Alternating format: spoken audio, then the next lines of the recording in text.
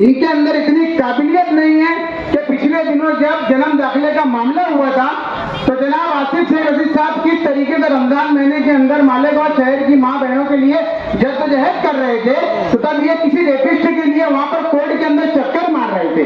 जो oral set करके आपने देखा होगा जब वो ऑडियो वायरल हुआ था, उनके लिए चक्कर मार रहे थे। होना तो ये चाहिए था, जब तुम्हारे दिल के अंदर तुम बोलते हो कि हम कौम के बहुत हमदर्द है, तो जब मालेगांव शहर की हमारी माँ बहनें और ना जाने कितने नौजवान जन्म दाखिले के मामले को लेकर जब जेल के सलाखों के पीछे थे, तो आपने जाकर उनके घर वालों के आंसू कभी पोंछे, जाकर उनके कभी हाल हवाल पूछा कि आपके घर का कोई? आज मैं समझता हूँ कि कई लोग ऐसे हैं जो साल भर से नासिक सेंट्रल जेल के पीछे कैद है, वो आज तक उनके बारे में पूछने के लिए कोई गया नहीं। सिर्फ वो आकर यहाँ पर आमीन मेंबर के बारे में बोला जा रहा है, बाबू मेंबर के बारे में बोला जा रहा है, रफीक बुरे के बारे में बोला जा रहा है। ये सब चीज चलने वाली नहीं है।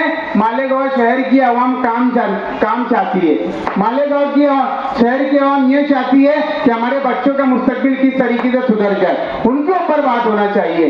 मालेगांव शहर की आवाम को बेहतरीन से बेहतरीन हेल्थ सिस्टम चाहिए, मेडिकल के लाइन से जितने काम होना चाहिए वो चाहिए मालेगांव शहर की आवाम को। अच्छी रोड गटर कैसे बन जाए वो मालेगांव शहर की आवाम को चाहिए, खासतौर से 20 नंबर वार्ड की आवाम को।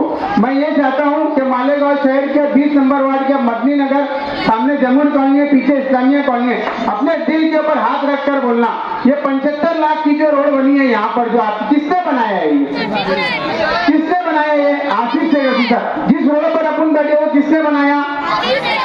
पीछे 1 करोड़ का इस्लामिया कॉलोनी के अंदर शादी हॉल का काम चालू है, कौन बना रहे हो? अभी ये सामने जमुन कॉलोनी के अंदर 50 लाख का शादी हॉल का काम चालू होने जा रहा है, कौन बना रहे हो? ये मैं नहीं बोल रहा हूँ, ये जो है आप आवाम ने चीज बोल रही है। सामने जो हेल्थ सेंटर बने हैं किसकी सरपरस्ती में बने? ये हमारे मरहूम शेख रशीद साहब की सरपरस्ती में बने। इलेक्शन इस बुनियाद पर होना चाहिए। मरहूम शेख रशीद साहब ने आखिरी 2 बड़े काम ऐसे करके गए जो इनकी बात जन्म में होने वाले नहीं है। वाडिया दवा खाने के बाद जाकर देख लीजिए, फिर से उसकी जो तामीर हुई है वापस से। मालेगांव शहर में प्राइवेट हॉस्पिटल इस तरह से बने नहीं है जिस तरीके से वाडिया हॉस्पिटल का काम हुआ है। आज अली अकबर हॉस्पिटल का काम आप देख लीजिए, किस तरीके से नए तरीके से वहां पर काम काज हो रहा है। काम ये होना चाहिए। आज हमारे जो लीडर है जनाब आसिफ शेख रशीद साहब, तो कौम मिल्लत के फिक्र लेकर चल रहे, उनको समझ रहे हैं कि आने वाले वक्त में एसआईआर जैसा जो कानून लागू होने वाला है उसमें मालेगांव शहर की आवाम, मालेगांव शहर के नहीं पूरे महाराष्ट्र के ऊपर ये मुसीबत आने वाली है। क्योंकि पिछले दिनों आपने देखा होगा कि किस तरीके से एमपी के अंदर और गुजरात के अंदर एसआईआर नाम का जो कानून लागू हुआ है, यहाँ पर कई लोग ऐसे होंगे जिनकी हमारी जो बेटी है वो गुजरात में एमपी में दी होंगी, तो उनको 2002 की यादी लग रही होंगी, है ना? कोई लोग ऐसा था, हाथ उठाकर मुझे बताइए कि जिनको 2002 की यादी के लिए आपकी बेटी का, हमारी बहनों का फोन आया होगा कि हमको 2002 की यादी लग रही है। ये सब चीजें हैं, ये सब काम की बुनियाद की चीजें हैं। आपने अगर काम किया होता ना सही तरीके से, तो आपको किसी की जातियात पर बोलने की जरूरत नहीं पड़ती थी। आप आते थे और बोलते थे कि हमने ये काम किए, हमारा हक बनता है, हमको वोट दो। लेकिन तुम ऐसा नहीं कर रहे हो, सिर्फ आकर जातियात पर बोल रहे हो। आज मैं आपको बोलना चाहूंगा, बड़ी जिम्मेदारी से बोलना चाहूंगा, जो 60 फुटी का जो रोड है, आसिफ शेख रशीद साहब ने जो मेन गांधी मार्केट है वहां से लेकर तो तलवी हॉल तक के कॉन्क्रीट रोड का काम हो चुका है अल्हम्दुलिल्लाह। उसके आगे जो 60 फुटी का काम है वो आसिफ शेख रशीद साहब के फंड से होने जा रहा है। आज फातुल जोरा के सामने वाली जो रोड है, आज अल्हम्दुलिल्लाह आसिफ शेख रशीद साहब के फंड से वो मुकम्मल हो चुका है। आज 60 फुटी रोड आप देख लीजिए, वो आसिफ शेख रशीद साहब के फंड से मुकम्मल हो चुका है और मैडम तारा शेख रशीद साहिबा के हाथों से मुकम्मल हो चुका है। काम ये सब चीजों के ऊपर होना चाहिए। अरे काम आज मालेगांव शहर के अंदर एजुकेशन सिस्टम इतना खराब हो चुका है, उसके ऊपर बोलने वाला कोई नहीं। मौजूदा आमदार को तो मालेगांव शहर की आवाम से, खुसूसी झोपड़पट्टी की आवाम से कुछ लेना देना नहीं है, वो कभी आपके सुख दुख में नहीं आएंगे। आज हमको मरहूम शेख रशीद साहब ने, खलील दादा ने एक चीज सिखा कर गए थे कि बेटा हम जो आज जो कुछ भी बने हैं, अल्लाह ने यही झोपड़पट्टी की आवाम को हमको जरिया बनाए हैं, तो हम इतने दिन से आपके बीच में आकर बातचीत करते और अल्हम्दुलिल्लाह हम आपका शुक्रिया अदा करते कि आप हमको हाथों हाथ लेते और इतनी इज्जतों से नवाजते। ये हमारा कुछ कमाल सवाल नहीं है। आज यहाँ पर किसी को बहुत शॉर्ट नोटिस के ऊपर ये मीटिंग बुलाई गई है, जो अल्हम्दुलिल्लाह आपकी मोहब्बतें हमको यहाँ पर देखने के लिए मिल रही है। यहाँ पर कोई हमारे बड़े लीडर नहीं आने वाले थे, फिर भी आपको पता लगा कि इस्लाम पार्टी की यहाँ पर मीटिंग है, आप यहाँ पर आज इतनी बड़ी तादाद के अंदर आए हुए हो। इलेक्शन मैं समझता हूँ जो कॉर्पोरेशन इलेक्शन होने जा रहा है, ये तामीर और तरक्की के ऊपर होना चाहिए। साथ साथ में जो SIR का जो मामला होने जा रहा है, SIR एक बात समझ लो, घरों में बैठी मेरी पर्दा नसी माँ और बहनों, ये एक ऐसा कानून है, ये NRC की छोटी बहन है। इसके अंदर आपसे आपके डॉक्यूमेंट मंगाए जाएंगे। पिछले दिनों आपने देखा होगा कि बिहार के अंदर जो इलेक्शन हुआ उसके अंदर 70 लाख लोगों के वोटर लिस्ट में से नाम काट दिए गए। कल को ये मालेगांव शहर के अंदर भी ये मुसीबत आने वाली है। तो इस सब चीज के लिए सामने वाली पार्टी के पास कोई लाएमल तैयार नहीं है कि अगर ये SIR यहाँ पर आएगा तो हम आपके पेपर दुरुस्त करने के लिए हर जगह टेबल लगाएंगे। आसिफ शेख रशीद साहब ने अभी से एक लाएमल तैयार कर ली है कि जब SIR यहाँ पर लागू होगा तो मैं मालेगांव शहर के एक एक गलियों में हर वार्ड के अंदर अपने टीम वर्क को खड़े कर यहाँ पर आपके पेपर दुरुस्ती करने के लिए वो टीम खड़े करने वाली है। इलेक्शन के रिजल्ट नतीजा जो भी है, तो मगर आसिफ शेख रशीद साहब ने आज से वो चीज को यहाँ पर एक लाएमल तैयार कर लिया है। आपके घरों तक के जो पॉम्फलेट आ रहे होंगे उसके अंदर तो ये चीज है कि आपको क्या क्या डॉक्यूमेंट लगने वाले। इलेक्शन इस चीज के ऊपर होना चाहिए, ना ही किसी की जातियात पर बोलने के लिए होना चाहिए। अगर जातियात के ऊपर बोलने की बात आई तो हम भी ऐसे जातियात पर बोल सकते हैं कि तुम्हारा घरों में से निकलना मुश्किल हो सकता है। हम सबूत के साथ में हम तुम्हारी यहाँ पर सब निकाल के रख सकते हैं। मैं आपसे बहुत ही अदबन बोलना चाहूंगा माँ और बहनों, एक मर्तबा जब आप वोट देने के लिए 15 जनवरी को जाओगे तो अपने मासूम बच्चों के चेहरे की तरफ एक मर्तबा देख लेना। आने वाले वक्त के अंदर आपके, मैं समझता हूँ कि जैसे मेरी उम्र के और यहाँ के बुजुर्ग है, यहाँ पर हमारी जिंदगी आधी गुजर चुकी है। आने वाला वक्त है जो है इन मासूम बच्चों का है। तो आप सबसे गुजारिश करता हूँ कि ये मालेगांव कॉर्पोरेशन का जो इलेक्शन है, देखिए जन्म दाखिले का मामला हो या किसी भी चीज का कोई मामला हो, तो ये कॉर्पोरेशन से ही होकर हर मरहला गुजरता है। तो जब कॉर्पोरेशन के अंदर आपके घरों तक के कॉर्पोरेशन की जो टीचर है ये सर्वे के लिए आए हैं SIR के लिए। अगर कॉर्पोरेशन आसिफ शेख रशीद साहब की सरपरस्ती में चली, आसिफ शेख रशीद साहब के हमारी इस्लाम पार्टी का मेयर अगर कॉर्पोरेशन के ऊपर रहा तो इनको जितने भी सर्वे करने के वाले आने वाले हैं, इनको आसिफ शेख रशीद साहब की सरपरस्ती में अगर कॉर्पोरेशन रही तो ये हमारे ताबे में रहेंगे। ये आकर आपके साथ कोई नाइंसाफी नहीं कर सकते। ये आकर आपके जो भी मसले मसाइल है इनको, अगर आपके महल्ले के कॉर्पोरेटर रहेंगे तो ये जितना बोलेंगे उतने ही करेंगे। साहब इस बात को गौर करिए, ये बहुत सोचने और समझने की बात है। मैं हर मीटिंग में एक चीज बोलता हूं मैं कि अगर आज कोई रोड टूटी है तो वो कल बन जाएंगी, अगर कोई गटर आज टूटी है तो वो कल बन जाएंगी। अगर हमारे बच्चों का मुस्तकबिल एक मर्तबा टूट गया तो दोबारा बनने वाला नहीं है। इसी बात को आसिफ शेख रशीद साहब बहुत संजीदगी से समझते हैं, सोचते हैं। वरना आप बता दीजिए कोई हारने वाला शख्स इतने सालों में, आसिफ शेख रशीद साहब 1 साल हो गए, सलीम दादा गलत बोलोगे, 1 साल हो गए आसिफ शेख रशीद साहब को हारने के लिए। वो बंदा आपके बीच में से हटा?